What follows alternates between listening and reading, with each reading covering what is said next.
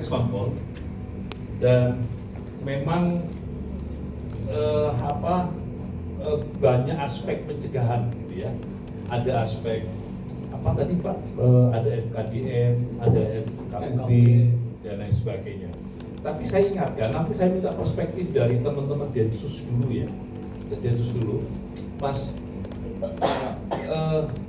Yang pertama, saya pikir hari ini kita tidak hanya harus melampaui aspek pencegahan. Jadi rehabilitasi dan reintegrasi itu tidak hanya bicara bagaimana mencegah orang itu menjadi terpapar, tapi kalau yang sudah terpapar dan yang mantan narapidana terorisme, bahkan beberapa yang lalu, nanti Mas Awan dan teman-teman dari Polres mungkin bisa menginformasikan rencana repatriasi Bogor nanti yang saya nggak tahu masih tertunda-tunda terus ya Mas Awan, tertunda-tunda terus itu nanti seperti apa. Jadi penanggulangan ekstremisme, kekerasan atau terorisme itu nggak hanya berhenti pada aspek pencegahan, nyegah orang, penyuluhan dan lain sebagainya, tapi aspek hilir perlu mendapat perhatian yang serius. Orang yang sudah terpapar mau diapain? Orang yang mantan narapidana terorisme itu mau ditreatment seperti apa? Jangan kemudian menjadi apa istilahnya ya? Justru kembali dan menjadi penyakit di masyarakat.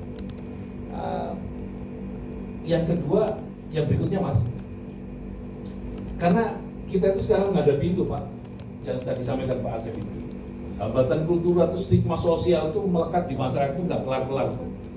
Jadi kalau manggil orang, kalau kita bikin pelatihan sama teman-teman ex-napiter, itu selalu kita hati-hati betul tidak menyebut mereka mantan narapidana terorisme. Tapi teman-teman, saudara-saudara kita gitu, dan itu selalu yang diingatkan Mas Awan, Mas Uceng, kita tidak mencoba menstigma mereka tetap menjadi narapidana terorisme, mantan narapidana terorisme. Kesulitan akses ekonomi dan administrasi secara umum.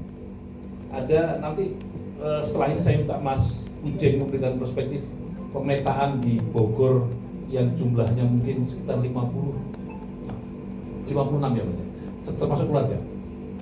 Enggak ya? Iya ya. 56 orang tersebar di seluruh kecamatan di Bogor. Itu ada yang kemarin menyampaikan kami ngurus izin itu susahnya minta ampun. Kami ngurus izin usaha saja gimana kami mau berdaya ekonomi, ngurus izin usaha saja susahnya minta ampun dan prosedurnya harus begini begitu dan lain sebagainya. Nah yang begini-begini nanti kita diskusikan bagaimana konteks afirmasi kita. Kira-kira gitu ya. Kami, anak saya sekolah aja susah, gitu ya. Karena ekonomi saya susah, sekolah saja susah. Bagaimana afirmasinya? Kami mau kesehatan aja susah karena saya tidak tercatat di DTC misalnya.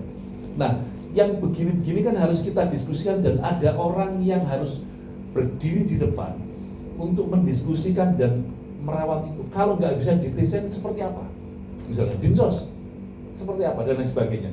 Karena kalau itu tidak dirawat, aspek-aspek ini akan terus menjadi problem yang kemudian membawa mereka itu menjadi residivis tadi itu ada daripada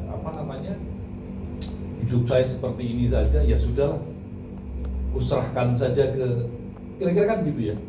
Ya udah saya balik lagi aja menjemput surga dan lain sebagainya dengan cara yang kejian dan lain sebagainya. Nah bagian ini yang nanti kita diskusikan.